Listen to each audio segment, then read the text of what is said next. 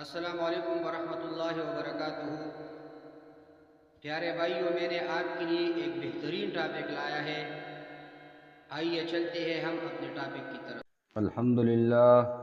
الحمدللہ وکفا وسلام علی عباده الذین اصطفى، اما بعد فاعوذ باللہ من الشیطان الرجیم، بسم اللہ الرحمن الرحیم۔ السلام علیکم ورحمۃ اللہ وبرکاتہ۔ ہمارے آج کی موضوع ہے استغفار کس طرح کیا جائے۔ پیارے بھائیوں، جامعہ علوم اسلامیہ علامہ محمد یوسف بنوری ٹاؤن سے کسی نے استغفار کے بارے میں سوال کیا اور انہوں نے جواب دیا ہے، وہ جواب ذکر کر رہا ہوں۔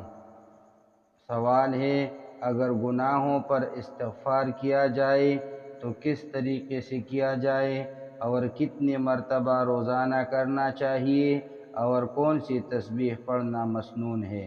جواب: استغفار کے معنی ہے توبہ کرنا، یعنی اپنے گناہوں اور قصوروں کی معافی مانگنا اور بخشش طلب کرنا، اور اس کی حقیقت اور روح یہ ہے کہ آدمی اپنے گناہوں کو سوچے جنہوں نے اس کے نفس کو گیر رکھا ہے، یعنی اس کو میلا اور گندہ کر رکھا ہے، اور پھر اسباب مغفرت اختیار کر کے نفس کو ان گناہوں سے پاک کرے۔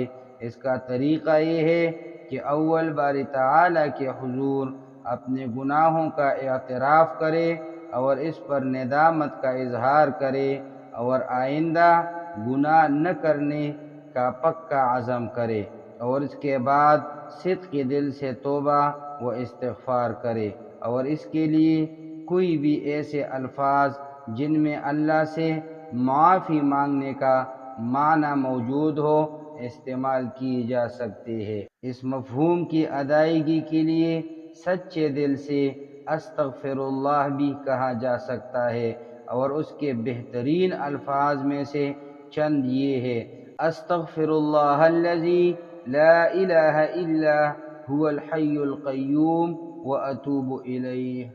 استغفر اللہ الذی لا الہ الا هو الحی القیوم واتوب الیہ۔ استغفر اللہ ربی من کل ذنب واتوب الیہ۔ استغفر اللہ ربی من کل ذنب واتوب الیہ۔ اور رب اغفر لی وتب علی انک انت التواب الرحیم۔ رب اغفر لی وتب علی انک انت التواب الرحیم۔ پیارے بھائیوں، استغفار کے کلمات تو مسلسل پڑھتے رہنا چاہیے۔ نبی کریم صلی اللہ علیہ وسلم سے ایک مجلس میں 70 مرتبہ استغفار ثابت ہے۔ البتہ گناہوں سے سچے دل سے توبہ کرنے کے بعد گناہوں کے بارے میں اپنے اختیار سے بار بار نہیں سوچنا چاہیے۔ اللہ تعالیٰ کی رحمت سے امید رکھی جائے کہ وہ صدق دل سے توبہ کے بعد معاف کر دیں گے۔ اقول قولی ھذا استغفر اللہ لی ولکم ولسائر المسلمین۔